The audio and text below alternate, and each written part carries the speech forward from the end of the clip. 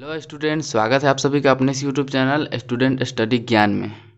तो आज हम सभी पढ़ने वाले हैं बिहार बोर्ड क्लास 6 की हमारी दुनिया, जिसे हम लोग भूगोल बोलते हैं। ठीक है, इसकी पहली अध्याय है हमारा सौरमंडल। तो आज हम लोग इस अध्याय का प्रश्न अभ्यास को देखेंगे। चलिए अपने प्रश्न अभ्यास की ओर बढ़ते हैं। पहला प्रश्न हमारा दिया हुआ है, सही विकल्प को चुनें। इसमें क्या है, राशियों की कुल संख्या कितनी है। राशियों की कुल संख्या कितनी है, तो कितनी राशियों की कुल संख्या 12। आप लोग अपनी कॉपी में इस तरह से लिखेंगे, क्वेश्चन लिख करके यहाँ जो आंसर होगा उसको सिर्फ लिखना है। राशियों की कुल संख्या कितनी है, 12। अगला है हमारा, सूर्य की आकृति कैसी है। सूर्य की आकृति कैसी है, गोल। सूर्य की आकृति गोल है, यहाँ पर का हमारा ऑप्शन सही हो जाएगा। फिर अगला है हमारा, सौर परिवार का मुखिया कौन है। सौर परिवार का मुखिया हम लोग किसे बोलते हैं, सूर्य ग्रह को, जो सेंटर में उपस्थित होता है। फिर अगला है, ग्रहों की कुल संख्या कितनी है। ग्रहों की कुल संख्या 8 है। प्लूटो था, अब प्लूटो हट चुका है। अब कितनी है ग्रहों की कुल संख्या, 8।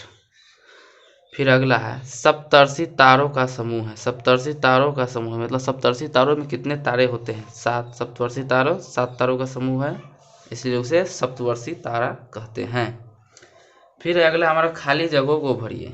इसमें क्या होगा, पृथ्वी एक नक्षत्र को डैश दिनों में पार करती है। 14 दिन लगते हैं पृथ्वी एक नक्षत्र को पार करने में 14 दिन लगती है। इसके बाद दूसरा है, विषुवत रेखा पर ध्रुव तारा डैश पर दिखाई पड़ता है। विषुवत रेखा पर ध्रुव तारा क्षितिज पर दिखाई पड़ता है। यहाँ पर क्षितिज आप लोग का आंसर हो जाएगा। फिर तीसरा है, मंगल और डैश ग्रह के बीच क्षुद्र ग्रह पाए जाते हैं। मंगल और बृहस्पति ग्रह जो होते हैं उनके बीच क्षुद्र ग्रहों की संख्या पाई जाती है। चौथा है, बृहस्पति के डैश उपग्रह। बृहस्पति के 63 उपग्रह हैं। सूर्य का प्रकाश पृथ्वी तक डैश मिनट में पहुंचता है। सूर्य का प्रकाश पृथ्वी तक पहुंचने में लगभग 8 मिनट का समय लगता है। चलिए अब हम लोग देखेंगे तीसरा जो कुछ प्रश्न है, इन प्रश्नों का उत्तर हमें देना है। पहला प्रश्न है, सूर्य से दूरी के अनुसार विभिन्न ग्रहों के नाम लिखिए। मतलब कि हमें सूर्य के निकट में सबसे जो ग्रह होगा उसका नाम पहले लिखना होगा, फिर उसके बाद वाले का, फिर उसके बाद वाले का। चलिए, सूर्य के दूरी के अनुसार बुध ग्रह सबसे पहले आता है, उसके बाद शुक्र ग्रह, पृथ्वी ग्रह, मंगल ग्रह, कॉमा देते चलेगा, बृहस्पति ग्रह, शनि ग्रह, यूरेनस ग्रह एवं नेपच्यून है। तो ये 8 ग्रह हैं जो सूर्य की दूरी के अनुसार, जैसे सबसे पहले बुध है और सबसे अंत में क्या आ जाता है हमारा, नेपच्यून। अब दूसरा प्रश्न है, सूर्य से सबसे नजदीकी ग्रह का क्या नाम है। यानी सूर्य के सबसे नजदीक कौन सा ग्रह है, बुध ग्रह। तो इसका आंसर हो जाएगा, सूर्य से सबसे नजदीकी ग्रह का नाम बुध ग्रह है। इस तरह से आप लोग लाइन 2 लाइन में आंसर लिखना। तीसरा है, सौर मंडल का सबसे बड़ा ग्रह कौन सा है। सौर मंडल का सबसे बड़ा ग्रह कौन है, बृहस्पति। बृहस्पति सौर मंडल का सबसे बड़ा ग्रह है।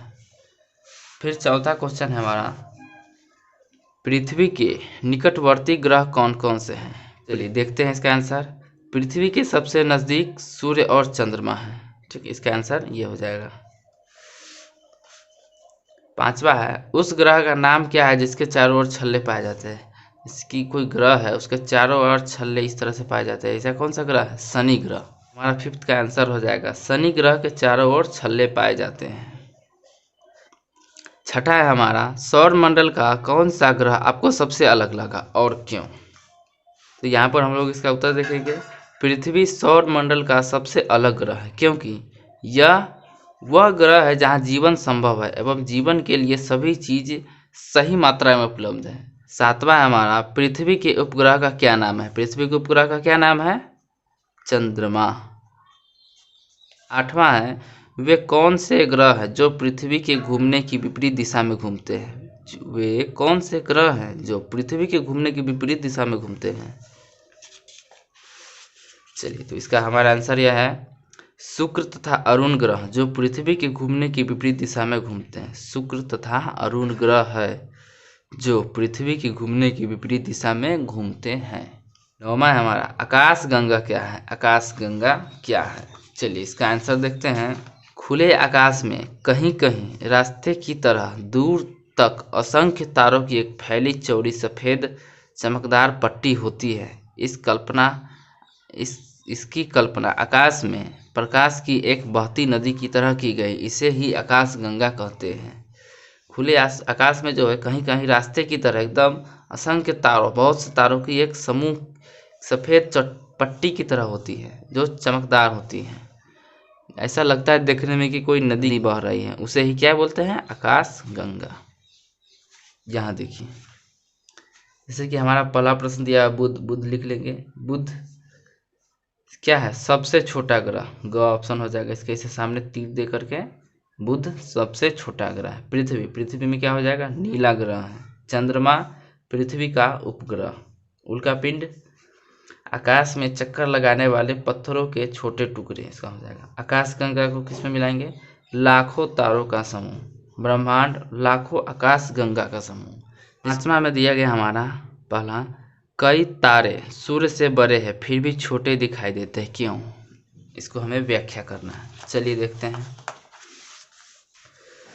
कई तारे सूर्य से बड़े हैं फिर भी छोटे दिखाई देते हैं क्योंकि सूर्य पृथ्वी से काफ़ी नज़दीक है तारों की तुलना में, इसलिए कई तारे सूर्य से बड़े होने के बाद भी सूर्य से छोटे दिखाई देते हैं। तारे जो है वो सूर्य से भी बहुत ज़्यादा बड़े हैं, सूर्य से बहुत ही ज़्यादा बड़े हैं, फिर भी हमें छोटे दिखाई देते हैं क्योंकि वो सूर्य की अपेक्षा में पृथ्वी से बहुत ही ज़्यादा दूरी पर है। दूसरा है हमारा, तारे आकाश में ही हैं फिर भी दिन में क्यों नहीं दिखाई देते हैं। चलिए इसमें क्या होगा देखते हैं। सूर्य की रोशनी के कारण तारे आकाश में होने के बाद भी नहीं दिखाई देते। सूर्य की रोशनी के कारण ही तारे हमें दिन में नहीं दिखाई देते, और रात्रि में क्या होता है, सूर्य मतलब छिप जाता है, उसके बाद जो हमें तारे जो है वो दिखाई देने लगते हैं।